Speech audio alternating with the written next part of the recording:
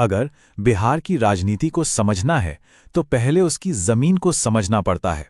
तो चलिए आज हम बैसी की कहानी में उतरते हैं, एक ऐसी जगह जहां की सियासत, वहां का भूगोल और एक अधूरा वादा ये सब मिलकर तय करते हैं।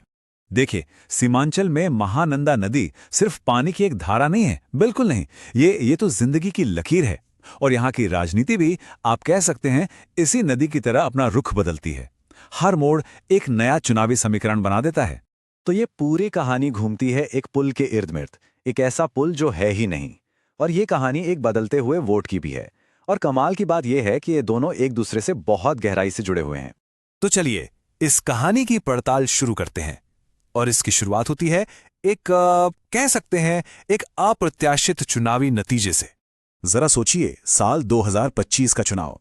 पूरे बिहार में गठबंधन की जबरदस्त लहर थी, लेकिन बैसी का नतीजा उस लहर के ठीक खिलाफ गया। यहां के वोटरों ने एक बिल्कुल अलग फैसला सुनाया और बस यहीं से सब कुछ दिलचस्प हो जाता है।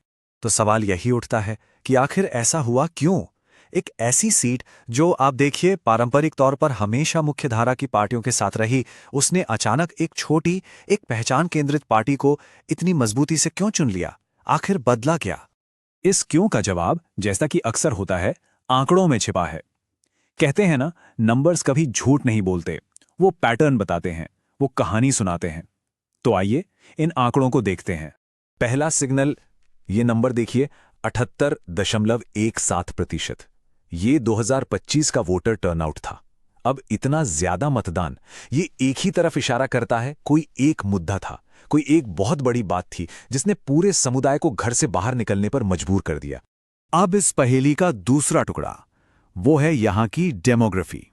जैसा कि आप देख सकते हैं, 64.3% मुस्लिम आबादी। ये आंकड़ा इस पूरे बदलाव को समझने के लिए एक बहुत अहम कॉन्टेक्स्ट देता है। इसे ध्यान में रखिएगा। और अब तीसरा और शायद सबसे निर्णायक सबूत, पिछले 3 चुनावों का ट्रेंड।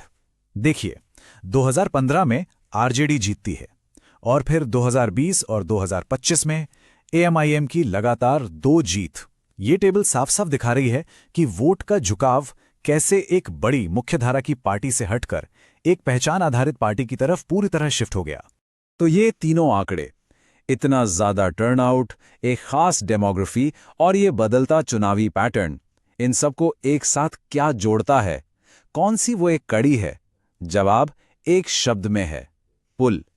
एक ऐसा पुल जो कभी बना ही नहीं। देखिए, होता क्या है कि महानंदा नदी इस पूरे इलाके को बीच से काटती है। हर साल बिना नागा बाढ़ आती है और कई गांव बाकी दुनिया से कटकर एक टापू बन जाते हैं।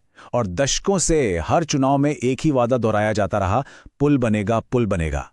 पर वो पुल वो सिर्फ वादों में ही बनता रहा, जमीन पर कभी नहीं उतरा। वहां के लोगों का दर्द, उनकी तकलीफ इस एक लाइन में सिमट जाती है। हर मॉनसून में हमारा गांव एक द्वीप बन जाता है। पुल कोई शौक की चीज नहीं है, यह हमारी जिंदगी की जरूरत है। तो आप समझिए, ये सिर्फ कंक्रीट का ढांचा नहीं था, ये शासन पर भरोसे का एक प्रतीक था जो टूट गया। और देखिए, राजनीति का एक नियम है जो प्रकृति की तरह ही काम करता है।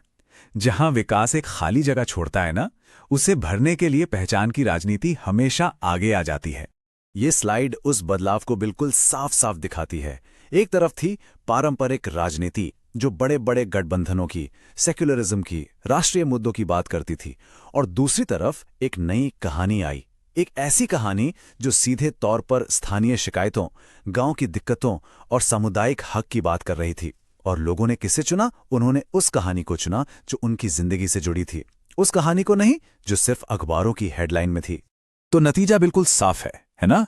जब सरकारें विकास की बुनियादी जरूरतें पूरी करने में फेल हो जाती हैं, तो वोटर एक ऐसे विकल्प की तरफ जाते हैं जो उनके हक की आवाज मजबूती से उठाने का वादा करे। ये कोई अचानक हुआ चमत्कार नहीं था, ये एक तार्किक, एक लॉजिकल परिणाम था जो होना ही था।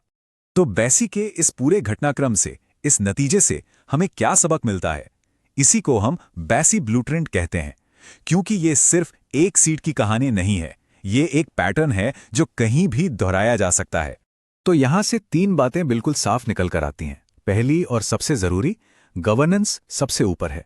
अगर आप लोगों की बुनियादी जरूरतें नजरअंदाज करेंगे तो एक खालीपन पैदा होगा और राजनीति उसे भर देगी। दूसरी बात, संगठन की ताकत। स्थानीय मुद्दों पर बना एक मजबूत संगठन किसी भी राष्ट्रीय लहर को चुनौती दे सकता है, उसे रोक सकता है। और तीसरी बात, नैरेटिव की लड़ाई।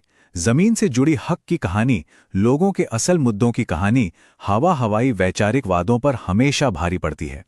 और अंत में ये पूरा विश्लेषण हमें एक बहुत ही बुनियादी सवाल पर लाकर खड़ा कर देता है कि जब सिस्टम पर से, व्यवस्था पर से भरोसा टूटता है तो उसकी जगह लेने के लिए कौन आता है या क्या आता है। ये सवाल सिर्फ बैसी का नहीं है, ये सवाल हमारे पूरे लोकतांत्रिक ढांचे के लिए है। सोचने वाली बात है।